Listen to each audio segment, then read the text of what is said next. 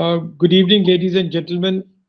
I have the honor and privilege of having Dr. John Chinatra present today. Dr. John has had the best of both the worlds. He's an ex-army officer where he put in 21 years in the armed forces, and now he's been 22 years in the corporate world. He's a PhD in corporate strategy. He has held leadership positions in large multinational corporations and Indian companies and has hands on experience in turning around companies, especially in the background verification industry. He is presently the executive director of Premier Consulting and Investigations Private Limited, which is a background screening company. Welcome, Dr. John. Good evening, ladies and gentlemen. Uh, Dr. John, since you are from the background screening industry and you have vast experience, would you like to explain as to why is a background check necessary? This is perhaps one of the most important questions which CEOs and top level executives face. Should you carry out background verification as such?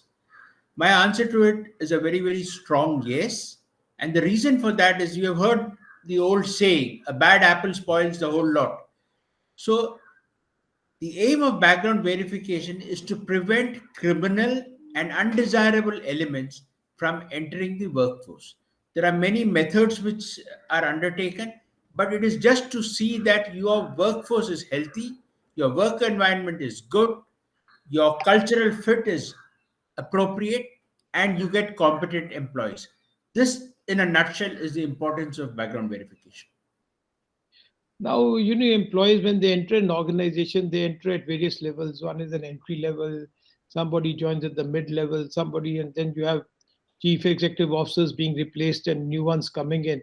How does it differ how does a background check differ for an entry level employee, a mid level employee, and a senior level employee at the CXO levels? This is a very relevant question. Actually, the types of checks which are carried out on an individual depends on three primary factors. First is the level at which he is coming in. Second is which industry it is. And third is what is the vulnerability of that person to get into wrong things, right? And the location also. Now, let us go down to the level. When you are hiring a CEO, you would like to carry out a whole battery of checks. You would like to know what kind of a person he is, what is his credit rating, is he a people's person or not, what has been his track record, how is his interaction with people, how good are his communication skills, what is his exposure to social media, does he have a political leaning, is he a fair person, how is his integrity. All these questions you would like to answers to before you hire a person, because the risks are very great. For that, a complete battery of checks which varies from CIBIL or credit rating to criminal records, the directorship DIN is checked, his exposure to political parties and his leanings are checked.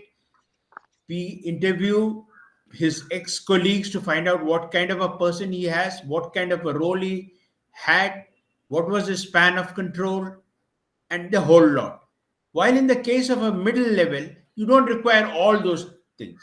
You don't require all those things. You should be sure that firstly, he's the person he's purporting to be. That means his identity check is very much required. You should find out that he's not a criminal. You should check up whether he actually has the education qualifications which he has claimed, and was he holding the designation which he has referred in his CV. It is not that important whether he is misstated in a CV. It shows the lack of integrity of a person. If he has lied at a particular level, he's likely to lie and be unethical in the other levels. So in the mid level, at the entry level, if you're hiring directly from a college, you don't need to really carry out an educational check. But an employment check, maybe it is his first job, that is not required. but you still would like to know what kind of a person he is, whether where he lives, what were his antecedents before, does he have a criminal record. So it depends on the level. The second thing is what kind of industry. It is very obvious that if you're hiring a person for the aviation industry, he has to be double checked and triple checked and in a lot of detail. If it is just manufacturing industry, there is no need for such detailed checks. And third is the location. Now if you are hiring people from highly disturbed areas, uh, where there is insurgency, you would like to check whether he's had a record with any kind of undesirable activities. Colonel, you made a statement that you'd like to check if a particular person has had a political leaning. How does a political leaning impact the job situation of a person? Actually, ideally, it should not. But if he's biased and his decisions are based on unethical leanings, which may or may not be purported by a particular party, at least you get the hint. I won't say that this will disqualify him for a job, but it is worthwhile finding out about his political leanings, what his activities with trade unions were, how he managed to do it, especially at the decision uh, level position. A management before hiring a person would like to know all these, and background checks do a lot to achieve that. In one of the articles that I was reading, it said that almost 25% of the people inflate their CVs. How relevant is this statement? This is actually very relevant with the technologies coming in like Photoshop and all. Even your educational qualification is can be photoshopped. It is highly detectable when you go under, it goes under a trained eye, and the verification is carried out from universities and college.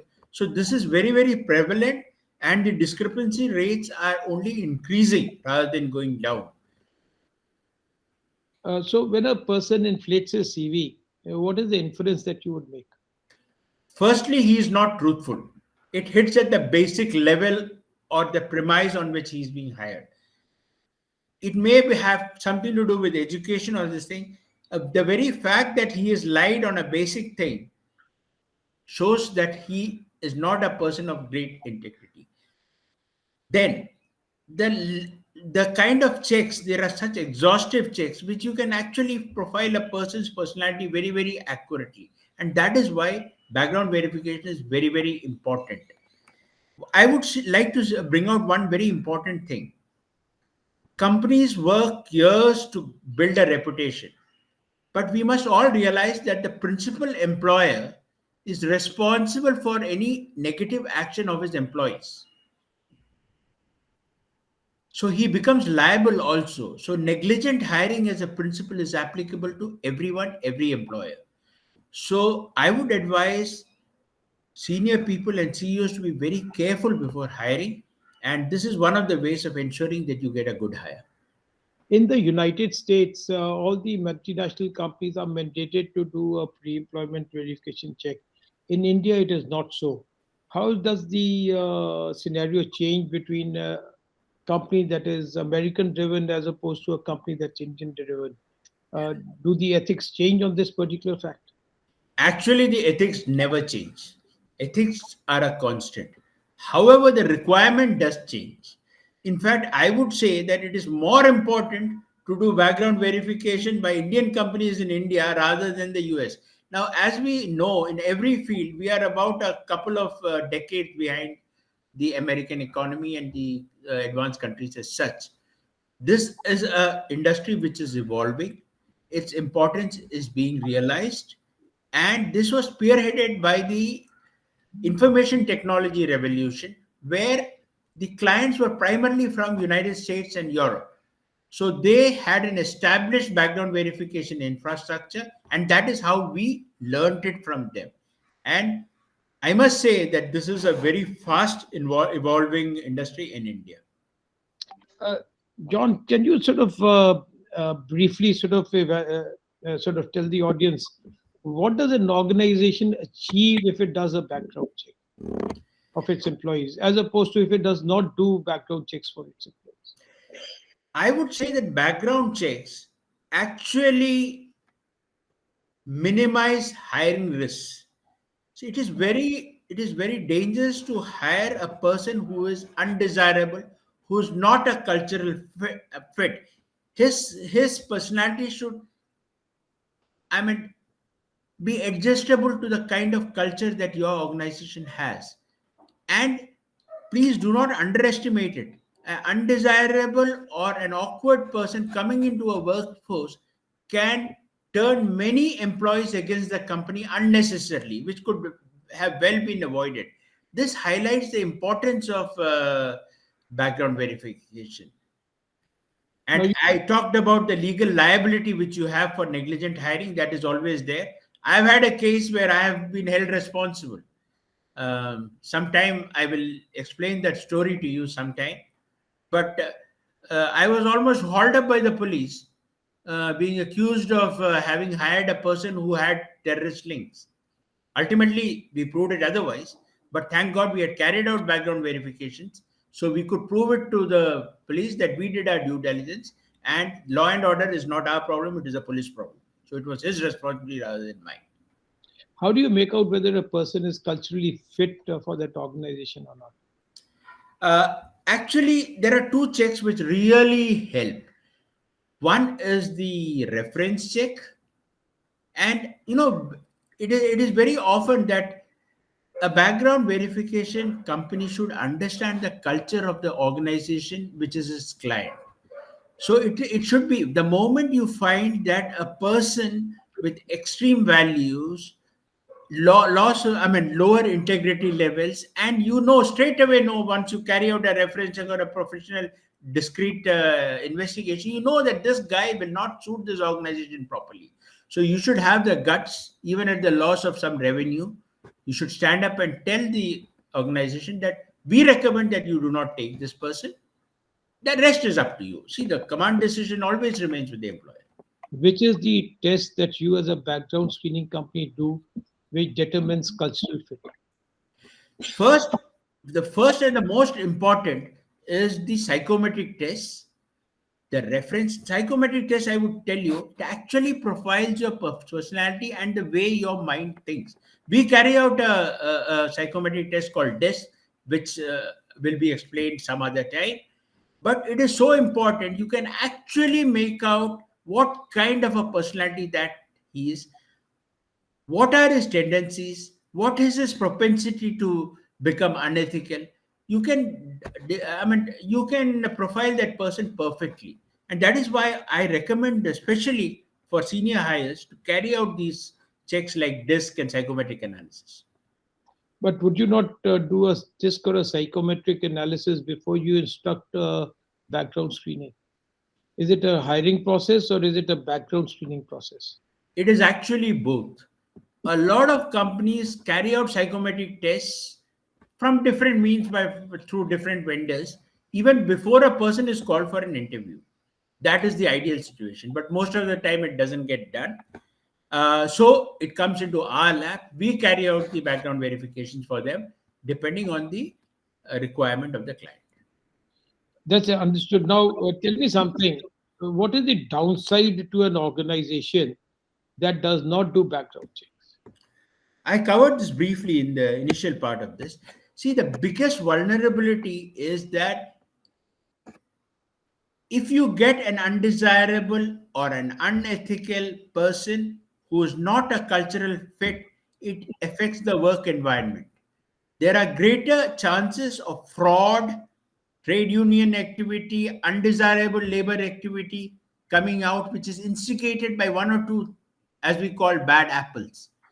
So it should be the endeavor of every employer to verify these people in as much depth as possible, as is practicable and affordable, so that your hires are good, hiring risks are minimized, and you protect the reputation of a company which you have built painfully over many, many years. Just one incident can take things in a very different way. The typical Ryan International School is a example. It's a case in point where the reputation of the school was so badly affected by the actions of a couple of people. Yes, I remember that case. Now, I have another question. Now, there are certain positions within an organization which are, let's say, the purchase department or something. What would you recommend that we do for a person who's joining the purchase department of any organization? This is a very, very important question, and I would like to take some time in explaining this. See, when a person is being inducted as a purchase manager, you carry out his background verification, you carry out his reference check, you find out the kind of standard of living which he has, you check up his credit score and all that thing. Now, when this check is repeated, maybe after 2 years, you may find a person's standard of living has changed drastically. His bank balance may have bloated. There are many changes that have happened, and in fact, he may have got involved in a criminal case or a civil case which has not been reported. So this highlights the importance of that. So when you carry out these checks periodically, it becomes so very clear whether a person has misused his authority, made money on the side, and has been unethical. So now you see a lot of these data integrity considerations are popping up in various countries. Like the Europe has the GDPR, you have the Data Protection Act, and you have the privacy laws in various countries. And in India too, privacy laws likely to get enacted. What are the challenges that you feel are going to be faced by you in the integrity of data and the security of data that you have on each employee? This is perhaps one of the biggest challenges which any background verification company faces. And in fact, uh, I personally have gone out of my way to find out what are the steps that we need to carry to ensure data security and adherence to compliance on privacy laws, especially GDPR and the others which are quickly coming in. In fact, most of the large foreign clients insist and take a certificate of GDPR compliance. And you would agree that this is an expensive business, and we are forced to invest in that, and for the right reasons. The information which is shared with us is personally identifiable data. It is the ownership is with the individual. We have no right to use it, store it, and in fact, every action should be taken to destroy that data or purge it, as we call it, as soon as the usefulness of that information is finished. So there has to be a retention policy and very strong privacy laws implementation. It also affects the IT infrastructure that a company has to adopt. Every step, every firewall, every demilitarized zone, every activity that ensures IT security and cyber security must be implemented. That is the responsibility we hold for our clients. Is the advice that you give to various organizations on the frequency of background checks on existing employees? I strongly believe that everything changes on a day to day basis. But the practical way of looking at it is you should carry it out every year, or maybe in 6 months is possible, because you never know when a person has been tempted, when he's uh, committed a crime which is not reported, whether he has changed his residence and he can run away with your stuff where it becomes untraceable. There are a lot of activities that can happen. His credit score may change. He may have borrowed heavily, invested heavily in the stock market, and lost a lot of money. That will actually tempt him and pressurize him to make money on the side, and his values may kind of get diluted. So I strongly advise that at least on a yearly basis, you should carry out most of the checks. Yeah, education check may not be referred unless he reports that he's uh, acquired a higher education, but the other sensitive checks which I mentioned before, I think should be repeated every year, at least. You have been working for many years in the background verification industry. What are the challenges that your industry faces today, and how do you propose that they be mitigated? The biggest challenge that we face is compliance and trust that our clients bestow on us. Now, as far as the IT security and data protection is concerned, as I have covered it before, we have to be very careful that no information of their workforce leaks to any other source, and it should be destroyed as soon as its usefulness is over. The second challenge which we have is that most of the universities and the employers are not aware of the importance of background verification, and hence they don't respond quickly. Now, I have often had a company telling me, John, for your background verification, which is worth maybe 3,000 or 3,500 rupees, I am unable to send this person on a project in the US, and I am losing money in dollars and thousands of it. He's absolutely right. So, to get the job done, the background verification done quickly, that shortens the recruitment cycle, is very, very important, and it saves a lot of money for our clients. John, one more question that I have is that you frequently interact with the chief executive officers of various organizations. What are the advice that you would give them as regards the background screening? My first advice to him is whether someone advises you or not, you must carry out background verification, at least for the compliance, so that you do not become liable. The second, that is the minimum level that you should do immediately. There is no two opinions on this. Please cover your risks, hiring risks for which you become vulnerable as a principal employer. That is only the lowest stage. But I would say that whatever you can afford, you must upgrade. And as you grow, it becomes more and more important because the stakes become higher and higher. So this is a very, very clear advice I would like to give all the CEOs. Please ensure that background verification is carried out.